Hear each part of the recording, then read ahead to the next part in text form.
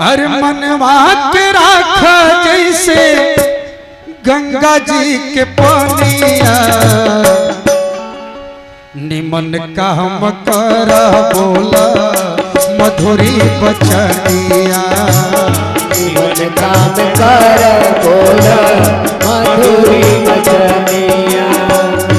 मनवा के राख जैसे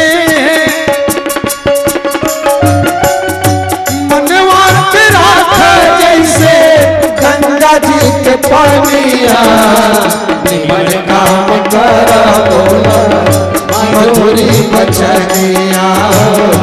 निमन काम कर बोला मधुरी बचनिया।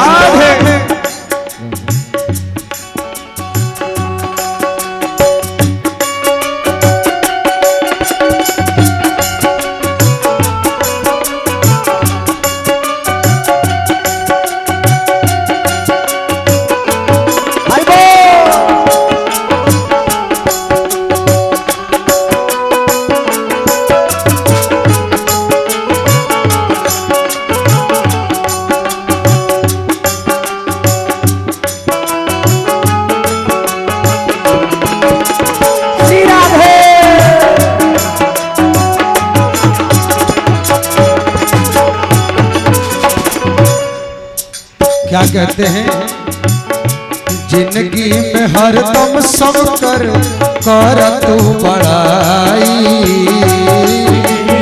हरदम सबके कर तू बड़ाई।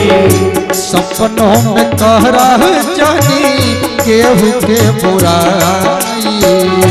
सपनों में कह रहा जानी केहू के बुराई।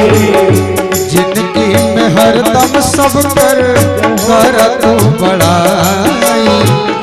सपनों में कह रहा जानी केहू के बुराई। पता नहीं कब चले,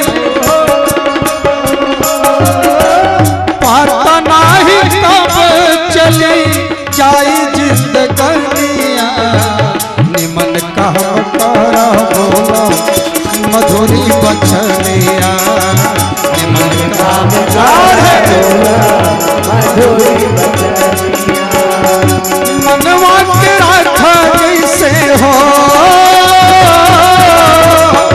मनवा के राख जैसे गंगा जी के पानिया। निमन काम कर बोला मधुरी बचनिया। निमन काम कर बोला मधुरी बचनिया। भोले वृंदावन बिहारी लाल की। इसलिए कभी भी किसी के